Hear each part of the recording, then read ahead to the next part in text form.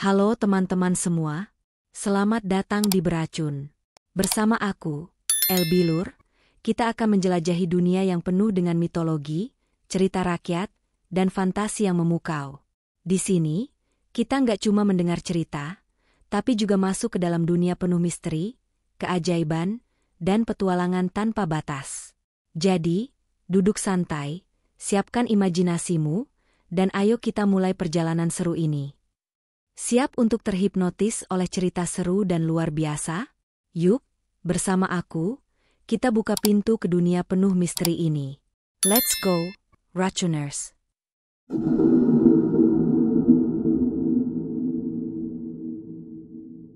Kedatangan Ustadz Hadi dan air doa.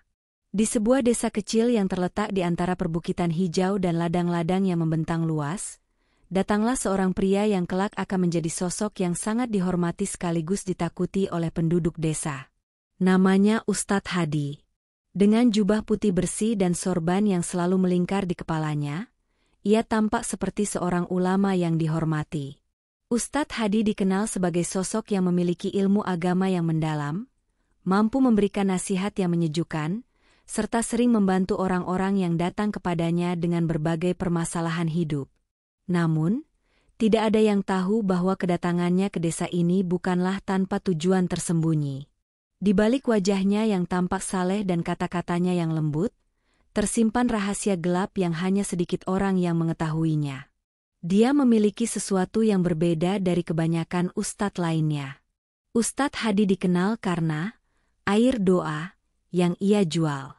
Konon, air tersebut memiliki berkah khusus, mampu menyembuhkan penyakit, membawa keberuntungan, bahkan bisa membuat seseorang mendapatkan apa yang diinginkannya. Para warga desa, terutama kaum perempuan, sering datang kepadanya untuk meminta air doa tersebut. Mereka percaya bahwa dengan meminum air yang sudah dibacakan doa oleh Ustadz Hadi, hidup mereka akan berubah menjadi lebih baik. Tak sedikit wanita yang merasa lebih tenang setelah mendapat air itu, meskipun tak ada yang tahu pasti apa yang terkandung di dalamnya. Namun, tanpa mereka sadari, ada sesuatu yang jauh lebih gelap yang bekerja di balik praktik ini. Perjanjian dengan jin. Bertahun-tahun yang lalu, sebelum menjadi ustadz terkenal, Ustadz Hadi pernah melakukan perjalanan ke sebuah tempat yang jarang diketahui orang. Konon, ia berguru kepada seorang dukun tua yang memiliki kekuatan supranatural. Dari sanalah awal mula ia bersekutu dengan jin. Jin yang mendatanginya menjanjikan kekayaan, kesuksesan, dan kehormatan di mata manusia, tetapi dengan satu syarat yang mengerikan. Ia harus menyerahkan tubuhnya untuk digunakan oleh jin dalam memenuhi keinginan mereka. Pada awalnya, Ustadz Hadi merasa ragu.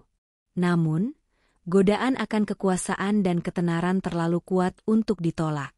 Setelah menjalani ritual khusus yang mengikat jiwanya dengan jin, ia mulai merasakan perubahan dalam dirinya. Ia tidak hanya menjadi lebih berkarisma di mata masyarakat, tetapi juga memiliki kemampuan untuk menarik perhatian banyak wanita tanpa perlu berusaha.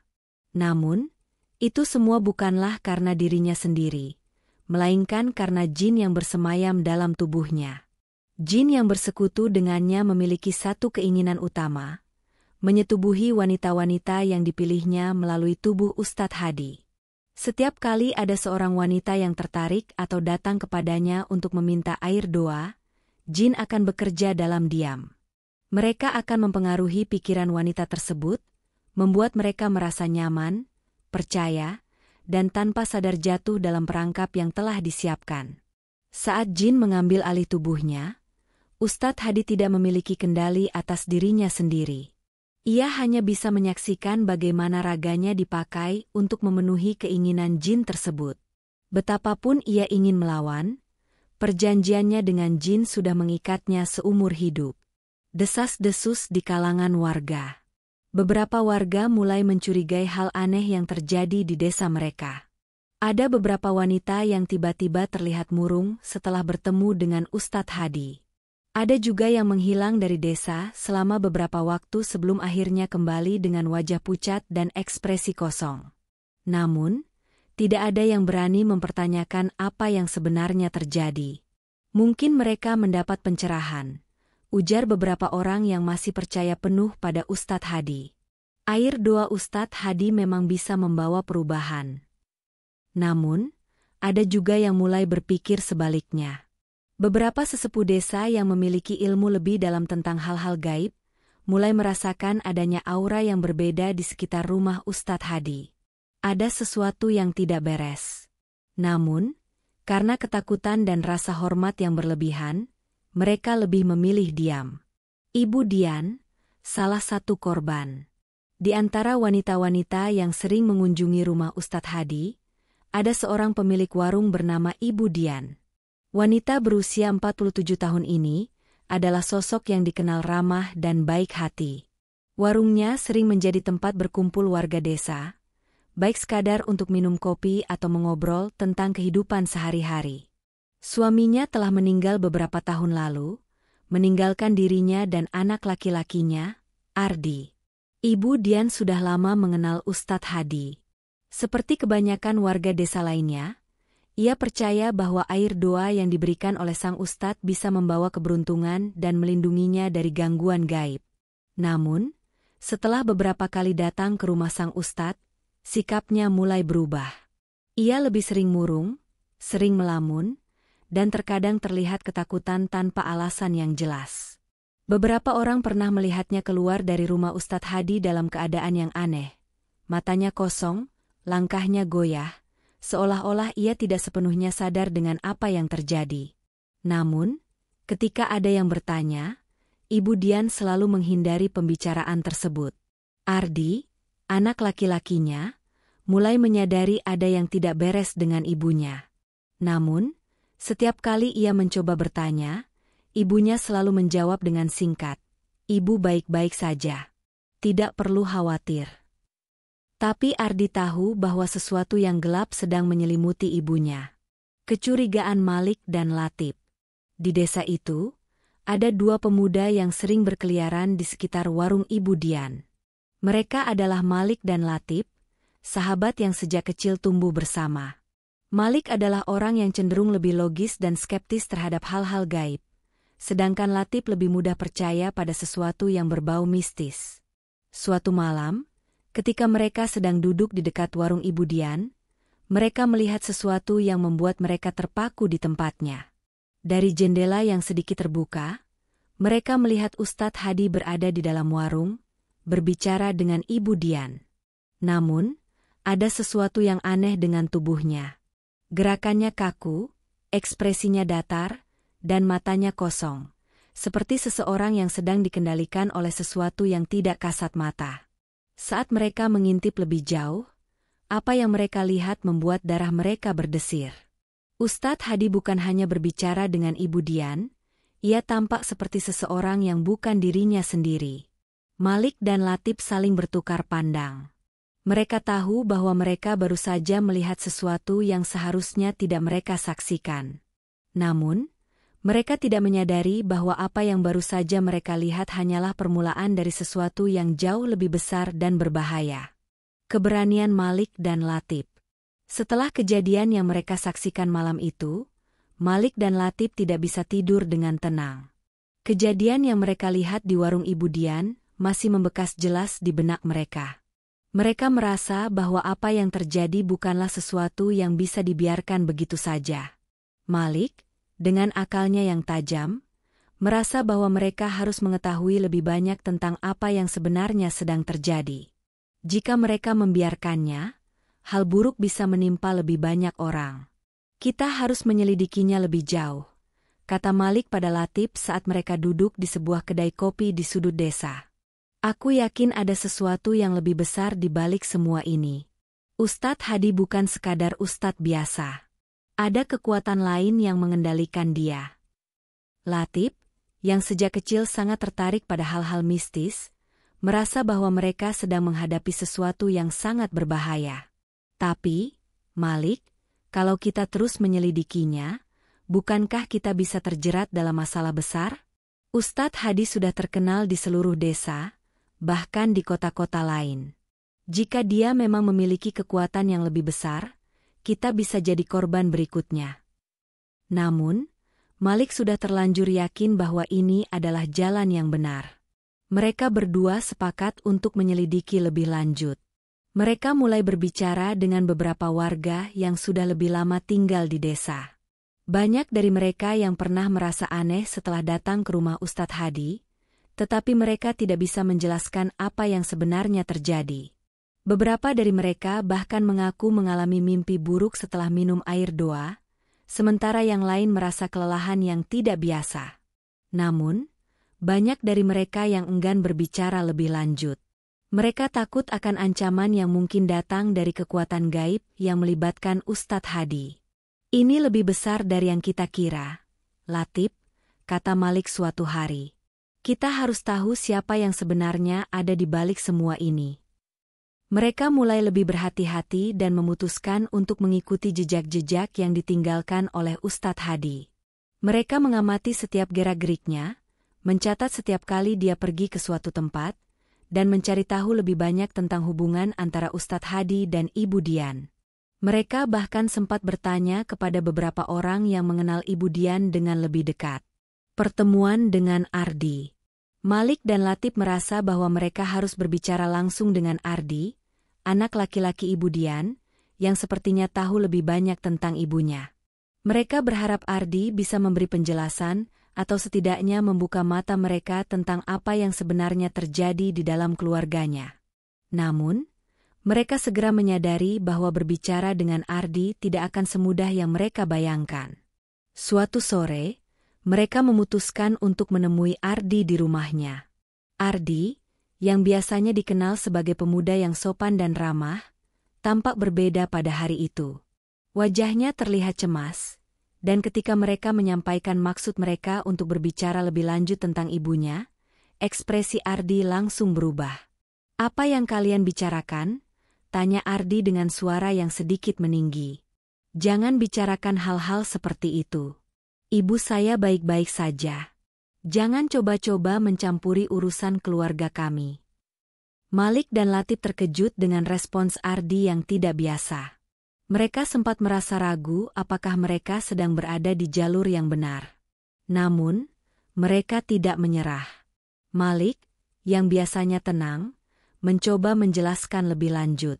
"Ardi, kami bukan bermaksud mencampuri urusan keluarga, tapi ada hal yang tidak beres di sini. Kami hanya ingin memastikan bahwa ibumu tidak terjerat dalam sesuatu yang berbahaya." Ardi, dengan tatapan yang tajam, memotong kata-kata Malik. "Kalian tidak tahu apa-apa," teriaknya, sebelum akhirnya menambahkan dengan suara lebih rendah, "Jika kalian terus berbicara tentang ini, kalian akan menyesal." Malik dan Latif tidak tahu bagaimana harus merespons. Mereka merasa ada sesuatu yang sangat gelap tersembunyi di balik kata-kata Ardi. Namun, mereka juga merasakan ada ketakutan yang mendalam di dalam diri Ardi, seperti dia tahu lebih banyak dari yang bisa dia ungkapkan. Mencari petunjuk lebih lanjut. Setelah percakapan yang menegangkan dengan Ardi, Malik dan Latif kembali ke rumah mereka dengan perasaan yang penuh tanya. Mereka merasa bahwa mereka telah mendekati inti dari misteri ini, tetapi di sisi lain, mereka juga merasa semakin terancam. Keputusan mereka untuk menyelidiki lebih jauh mulai membebani pikiran mereka. Mereka tidak tahu siapa lagi yang bisa mereka percayai. Namun, mereka tahu satu hal pasti, mereka tidak bisa berhenti sekarang. Jika mereka diam, mereka bisa menjadi korban berikutnya. Mereka melanjutkan penyelidikan mereka dengan lebih hati-hati, berusaha mengumpulkan bukti lebih lanjut tentang hubungan antara Ustadz Hadi dan kekuatan yang menguasainya. Mereka memutuskan untuk mengunjungi rumah Ustadz Hadi secara diam-diam. Malam itu, mereka memanjat pagar rumah Ustadz Hadi dan menyelinap ke dalam pekarangan yang gelap. Mereka bersembunyi di balik pohon besar yang ada di dekat rumah, berharap bisa melihat sesuatu yang bisa memberikan petunjuk lebih jelas tentang apa yang sebenarnya terjadi di dalam rumah itu. Tidak lama kemudian, mereka melihat sosok Ustadz Hadi keluar dari dalam rumahnya. Ia terlihat berbeda, matanya kosong, seperti ada yang mengendalikan dirinya. Malik dan Latif merasa semakin yakin bahwa apa yang mereka hadapi bukanlah sesuatu yang bisa mereka selesaikan dengan mudah. Mereka harus mencari tahu lebih dalam lagi. Namun, saat mereka berencana untuk kembali ke rumah, sesuatu yang aneh terjadi. Mereka mendengar suara langkah kaki dari arah belakang, dan ketika mereka berbalik, mereka melihat sosok Ardi berdiri di sana, menatap mereka dengan tatapan yang penuh ancaman. "Kalian benar-benar bodoh jika berpikir bisa menyelesaikan ini," kata Ardi dengan suara yang tegas dan tajam. Malik dan Latif terkejut, merasa seperti mereka terjebak dalam sebuah permainan yang lebih besar dari yang mereka bayangkan. Ancaman dan peringatan. Ardi berjalan mendekat dengan langkah cepat. Malik dan Latif merasa ketegangan meningkat. "Kalian harus berhenti. Jangan coba-coba menyelidiki lebih jauh. Jika kalian terus mengganggu kami, kalian akan menyesal." Mereka tidak tahu apakah Ardi benar-benar sadar dengan apa yang sedang terjadi, atau apakah dia juga terpengaruh oleh kekuatan yang menguasai ibunya dan Ustadz Hadi. Namun, satu hal yang pasti, peringatan Ardi bukanlah hal yang bisa mereka anggap remeh. Dengan perasaan takut dan bingung, mereka memutuskan untuk mundur, tapi di dalam hati mereka tahu bahwa ini belum berakhir. Misi mereka untuk mengungkap kebenaran semakin mendalam, dan mereka tidak bisa mundur begitu saja. Mereka harus melawan kekuatan yang lebih besar dan lebih gelap dari yang mereka bayangkan. Menghadapi ancaman yang makin nyata. Malik dan Latif tidak pernah merasa seketat itu. Ketegangan semakin meningkat setelah pertemuan malam itu dengan Ardi. Mereka merasa bahwa mereka semakin terperangkap dalam permainan gelap yang dipenuhi kekuatan gaib yang tidak mereka pahami sepenuhnya. Setiap langkah mereka seolah-olah diawasi, dan mereka tidak tahu siapa yang bisa mereka percayai lagi. Ardi, yang awalnya mereka kira hanya seorang anak muda yang tidak tahu apa-apa, ternyata lebih dalam terlibat dalam misteri ini dari yang mereka duga. Namun, meskipun ancaman Ardi begitu jelas, Malik tetap yakin bahwa mereka berada di jalur yang benar. Jika mereka tidak mengungkap kebenaran sekarang, akan semakin banyak orang yang menjadi korban. "Kita harus terus maju, Latif. Kita sudah terlalu dalam untuk mundur sekarang," kata Malik dengan penuh tekad. Latif, yang tadinya merasa ragu, mulai merasakan keputusasaannya sendiri. Mereka telah mendapatkan banyak petunjuk, tetapi semuanya masih terasa seperti teka-teki yang belum terselesaikan. Tapi apa yang harus kita lakukan selanjutnya? Kita sudah mencoba bicara dengan Ardi, dan dia jelas tidak mau membantu kita. Bahkan Ustadz Hadi tampak seperti bukan dirinya lagi. Kita harus tahu lebih banyak tentang perjanjian yang dia buat. "Itulah yang harus kita temukan, Latif," jawab Malik. "Perjanjian itu harus ada. Entah dengan jin atau kekuatan lain. Kita harus mencari tahu dari orang yang tahu lebih banyak." Mereka kembali memutuskan untuk mendekati orang-orang yang lebih tua di desa. Salah satunya adalah Pak Abdurrahman, seorang sesepuh desa yang dikenal bijaksana dan memiliki pengetahuan tentang hal-hal gaib. Pak Abdurrahman sering menjadi tempat bertanya bagi mereka yang ingin memahami dunia gaib, meskipun tidak banyak yang berani mendekatinya karena pengetahuannya yang sangat luas. Namun, Malik dan Latif merasa bahwa ini adalah satu-satunya cara. Perjalanan ke rumah Pak Abdurrahman. Malam itu, mereka berjalan menuju rumah Pak Abdurrahman yang terletak di pinggiran desa, jauh dari keramaian. Jalanan menuju rumahnya sempit dan berkelok, seolah-olah berada di dunia lain. Mereka berjalan dalam diam, merenungkan apa yang akan mereka dengar nanti. Mereka sudah mendengar banyak rumor tentang Pak Abdurrahman, bahwa dia bukan sekadar sesepuh desa biasa, melainkan seseorang yang memiliki kemampuan untuk melihat dunia lain. Rumor itu membuat mereka sedikit ragu. Tapi mereka tahu bahwa ini adalah satu-satunya kesempatan untuk mendapatkan informasi lebih dalam tentang perjanjian yang telah dibuat oleh Ustadz Hadi. Sesampainya di rumah Pak Abdurrahman, mereka disambut dengan tatapan tajam yang seakan sudah menunggu kedatangan mereka. Pak Abdurrahman sudah tahu tujuan mereka. "Kalian ingin tahu tentang Ustadz Hadi, bukan?" tanya Pak Abdurrahman tanpa basa-basi. Malik dan Latif hanya mengangguk. Mereka tidak tahu apakah Pak Abdurrahman bisa dipercaya, tapi tidak ada pilihan lain. Pak Abdurrahman mengajak mereka duduk di ruang tamunya yang sederhana, kemudian berkata, Ustadz Hadi telah mengikat perjanjian dengan jin. Perjanjian itu sangat kuat, dan tidak ada yang bisa menghentikannya kecuali jika jin itu sendiri yang memilih untuk pergi. Tapi kenapa dia harus melibatkan orang lain? Tanya Latif dengan cemas. Pak Abdurrahman menarik napas panjang, matanya tampak berat. Karena jin itu tidak bisa melakukan semua yang diinginkannya tanpa bantuan manusia. Untuk memenuhi keinginan jin, dia membutuhkan tubuh manusia, terutama tubuh yang bisa memikat dan mempengaruhi orang lain. Tubuh Ustadz Hadi digunakan oleh jin itu untuk menaklukkan wanita-wanita yang menjadi korban mereka. Mendengar penjelasan itu, Malik dan Latif terdiam. Mereka merasa ngeri, tetapi mereka juga merasa semakin yakin bahwa mereka harus menghentikan semuanya. Namun, ada satu pertanyaan yang masih mengganjal di benak mereka. Mengapa Ardi, anaknya Ibu Dian, tampak begitu protektif terhadap ibunya, bahkan sampai mengancam mereka? Keterlibatan Ardi. Pak Abdurrahman, bagaimana dengan Ardi? Kenapa dia tidak mengungkapkan kebenaran ini? Kenapa dia melindungi Ustadz Hadi dan ibunya? Tanya Malik dengan penuh rasa ingin tahu. Pak Abdurrahman menatap mereka dengan tatapan tajam. Anak itu, Ardi bukanlah orang yang seperti yang kalian kira. Dia terikat dengan perjanjian itu juga. Mendengar penjelasan itu, tubuh Malik dan Latif terasa kaku. Mereka tidak percaya dengan apa yang baru saja didengar. Ardi, yang tampak seperti anak muda yang normal, ternyata juga terjebak dalam jaringan kekuatan yang lebih besar dari yang mereka bayangkan. Ardi sudah dipengaruhi sejak lama, lanjut Pak Abdurrahman.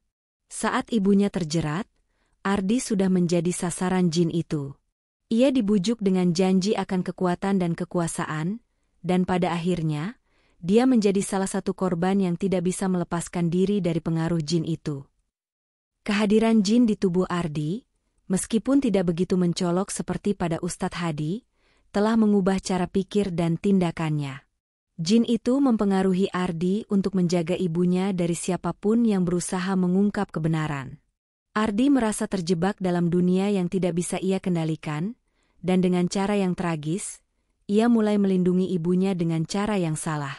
Mereka semua yang terlibat dengan Ustadz Hadi, terperangkap dalam jaring-jaring kekuatan yang lebih besar, kata Pak Abdurrahman, menghela napas. Dan satu-satunya cara untuk menghentikan semuanya adalah dengan menghancurkan perjanjian itu. Menghancurkan perjanjian. Malik dan Latif merasa seolah-olah dunia mereka terbalik. Mereka tahu bahwa sekarang mereka harus mengambil langkah besar untuk menyelamatkan desa dan juga Ardi serta ibunya. Mereka tidak bisa lagi hanya menjadi pengamat, mereka harus bertindak. Namun, mereka juga menyadari bahwa mereka bukan hanya melawan Ustadz Hadi dan jin yang mengendalikan tubuhnya, tetapi juga kekuatan yang jauh lebih kuat daripada apa yang bisa mereka bayangkan. Pak Abdurrahman, apa yang harus kami lakukan? Bagaimana cara menghentikan semua ini? Tanya Malik, matanya penuh tekad. Pak Abdurrahman menatap mereka dalam-dalam. Hanya ada satu cara untuk menghancurkan perjanjian itu. Kalian harus menemui Ustadz Hadi, dan di sana, kalian harus menemukan cara untuk memutuskan ikatan antara dia dan jin itu. Tapi hati-hati, kalian harus siap menghadapi bahaya besar. Jin itu akan berusaha menggagalkan setiap langkah kalian. Dengan nasihat tersebut, Malik dan Latif mulai merencanakan langkah mereka selanjutnya. Mereka tahu bahwa mereka akan menghadapi pertempuran yang sangat berbahaya, tetapi mereka tidak bisa mundur lagi. Perjalanan mereka untuk mengungkap kebenaran baru saja dimulai, dan mereka harus siap menghadapi apapun yang datang. Menyusun rencana. Malam itu, setelah mendapatkan jawaban dari Pak Abdurrahman, Malik dan Latif merasa beban yang mereka tanggung semakin berat. Bukan hanya mereka menghadapi Ustadz Hadi yang terikat dengan perjanjian jin, tetapi juga Ardi dan keluarganya yang tampaknya telah terpengaruh oleh kekuatan yang sama. Apa yang harus kita lakukan sekarang, Malik? Tanya Latif, suaranya bergetar sedikit. Malik menghela napas panjang. Kita harus mencari tahu bagaimana cara melemahkan jin itu. Jika kita bisa membuat Ustadz Hadi kehilangan kendali, mungkin perjanjian itu bisa diputus. Pak Abdurrahman menatap mereka dengan mata tajam. Kalian harus berhati-hati. Jin itu tidak akan tinggal diam jika kalian berusaha mengganggu perjanjiannya. Mereka akan berusaha menyerang kalian, baik secara fisik maupun batin. Kalian harus kuat dan tidak boleh takut. Mendengar peringatan itu, Malik dan Latif semakin waspada. Mereka tahu bahwa setelah ini, mereka tidak akan bisa kembali ke kehidupan normal dengan mudah. Namun, kejahatan yang dilakukan Ustadz Hadi harus dihentikan. Jika mereka tidak bertindak sekarang, entah berapa banyak lagi korban yang akan berjatuhan. Mereka pun mulai menyusun rencana. Pak Abdurrahman memberi mereka beberapa benda yang bisa digunakan sebagai perlindungan, termasuk garam yang sudah diritualkan dan beberapa ayat suci yang harus dibaca secara berulang. Kalian harus mendekati Ustadz Hadi dengan hati-hati.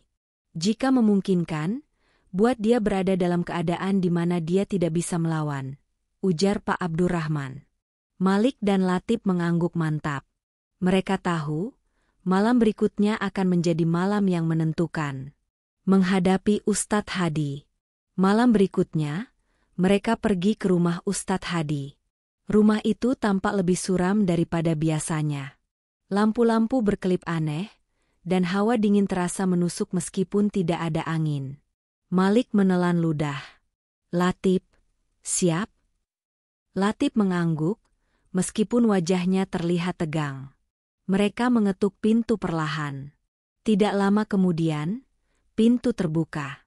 Ustadz Hadi berdiri di sana, menatap mereka dengan mata yang tampak kosong namun menyimpan sesuatu yang mengerikan. Ada urusan apa kalian malam-malam begini? Suaranya terdengar lebih berat dari biasanya. Malik mencoba tetap tenang. Kami ingin berbicara, Ustadz. Kami tahu segalanya. Sejenak, mata Ustadz Hadi tampak menyipit. Lalu, dia tersenyum tipis. Senyuman yang bukan miliknya. Oh, jadi kalian sudah tahu? Kalian pikir bisa menghentikanku? Tiba-tiba, hawa ruangan berubah drastis. Bayangan-bayangan di dinding tampak bergerak sendiri, seolah-olah ada sesuatu yang hidup di dalamnya. Latif merasakan bulu kuduknya berdiri. Malik, ada sesuatu yang tidak beres. Ustadz Hadi melangkah lebih dekat, dan saat itulah Malik melihat sesuatu yang membuatnya bergidik ngeri. Tatapan matanya bukan lagi milik seorang manusia. Pengaruh jin yang mengerikan. Saat Malik dan Latif menyadari bahwa mereka telah berhadapan langsung dengan kekuatan jin yang mengendalikan Ustadz Hadi, tubuh mereka terasa berat. Seolah ada sesuatu yang menekan dada mereka, membuat sulit bernapas. Kalian pikir bisa melawanku? Suara Ustadz Hadi kini terdengar lebih dalam, bergema di ruangan yang sepi.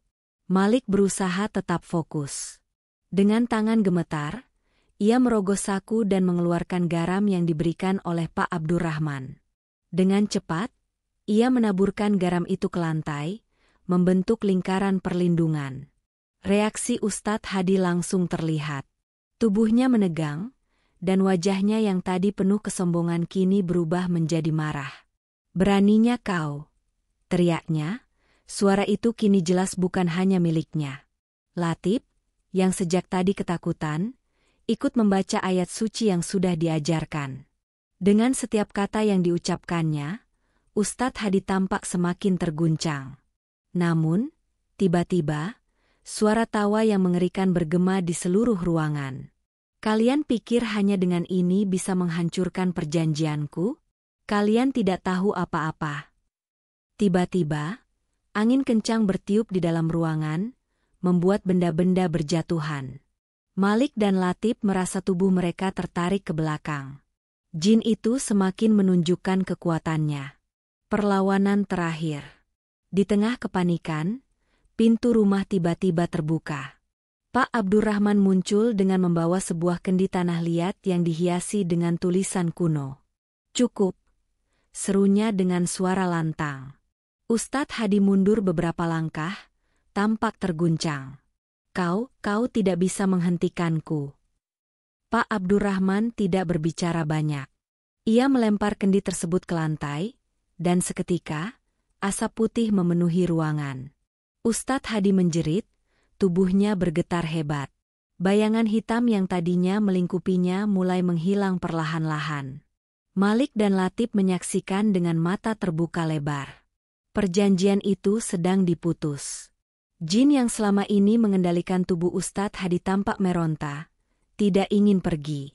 Namun, doa-doa yang dibacakan oleh Pak Abdurrahman semakin memperlemah cengkeramannya. Akhirnya, dengan teriakan terakhir yang menyayat, jin itu terlepas dari tubuh Ustadz Hadi. Sosok bayangan hitam melayang di udara, lalu menghilang dalam sekejap. Ustadz Hadi terjatuh ke lantai, tubuhnya lemas tak berdaya. Pak Abdurrahman mendekatinya. "Ustadz, kau sudah bebas dari pengaruh jin itu. Tapi dosa-dosamu harus kau tanggung sendiri." Malik dan Latif saling berpandangan. Mereka tahu bahwa ini belum benar-benar berakhir. Ustadz Hadi memang telah bebas dari jin yang mengendalikannya, tapi kejahatan yang telah dia lakukan tidak bisa dihapus begitu saja. Kini, giliran manusia yang memberikan hukuman. Terungkapnya kebenaran. Keesokan paginya, berita tentang Ustadz Hadi yang telah kehilangan kendali jin tersebar di seluruh desa. Banyak warga yang sebelumnya takut mulai berani angkat bicara. Beberapa perempuan yang pernah menjadi korban mulai mengakui pengalaman mengerikan mereka, meskipun dengan ketakutan. Malik dan Latif menghadap kepala desa untuk melaporkan semuanya. Pak Abdurrahman ikut serta sebagai saksi utama. Kepala desa, Pak Rashid, mendengarkan dengan seksama, wajahnya tegang. "Ini masalah besar," gumamnya. "Ustadz Hadi tidak hanya melakukan dosa besar, tapi juga telah mencemarkan nama baik agama dan desa ini. Kita harus bertindak cepat." Segera, pertemuan darurat diadakan. Warga berkumpul di balai desa, wajah-wajah mereka penuh kemarahan dan kebingungan.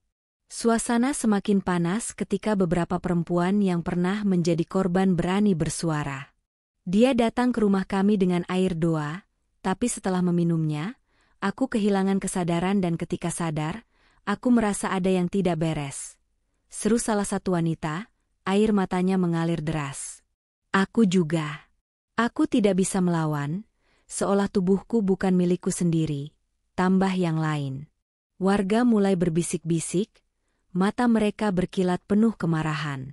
Tidak ada lagi yang ragu, Ustadz Hadi harus bertanggung jawab atas semua perbuatannya. Penangkapan Ustadz Hadi.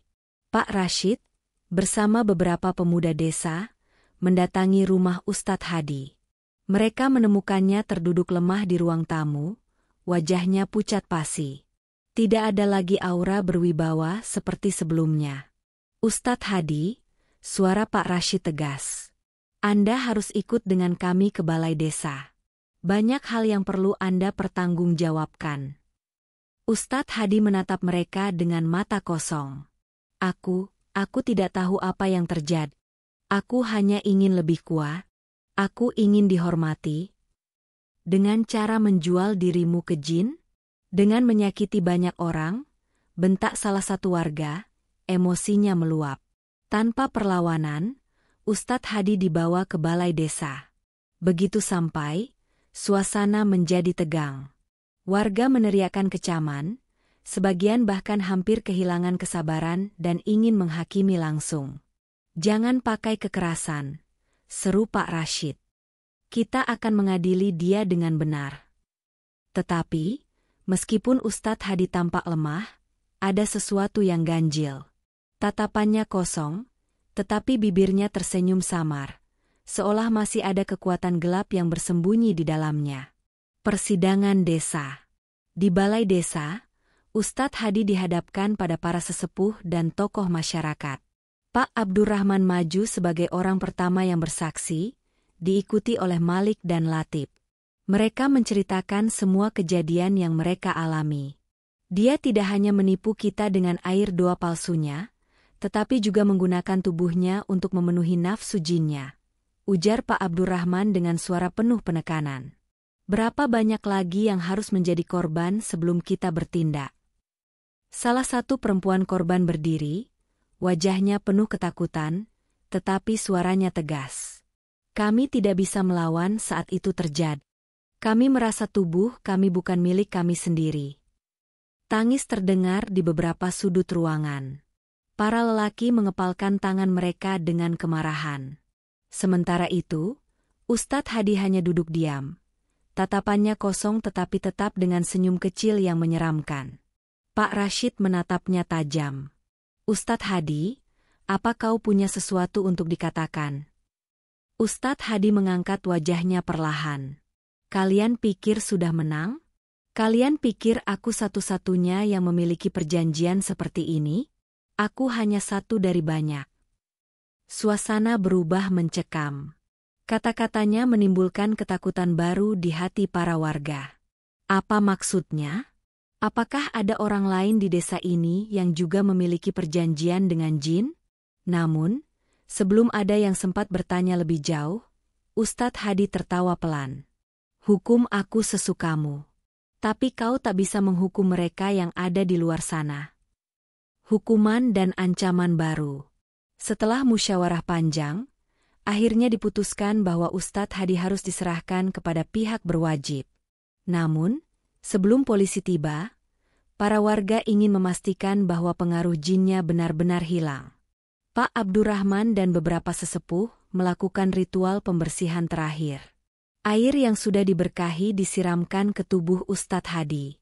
Begitu terkena air itu, tubuhnya menegang, dan ia berteriak seperti orang kesakitan. Tidak. Aku masih butuh kekuatanku. Kalian tidak berhak mengambilnya. Tetapi doa-doa terus dibacakan, semakin lama semakin kuat. Hingga akhirnya, tubuh Ustadz Hadi jatuh lemas. Nafasnya tersengal, matanya kosong tanpa perlawanan lagi. Sudah selesai, ujar Pak Abdurrahman. Tapi kita harus tetap waspada.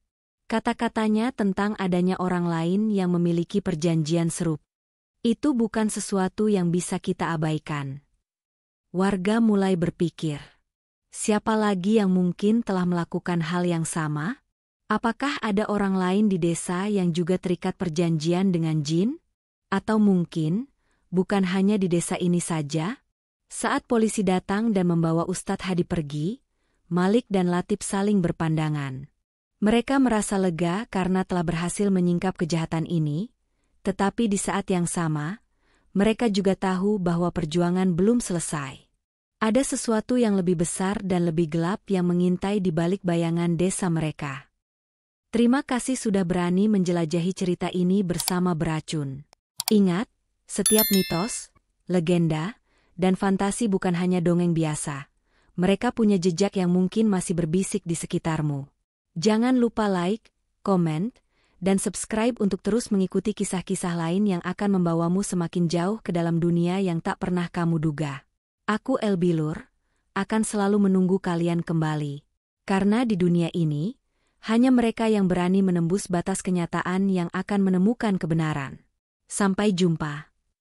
Selalu ingat, bayangan tak pernah benar-benar pergi, mereka hanya menunggu.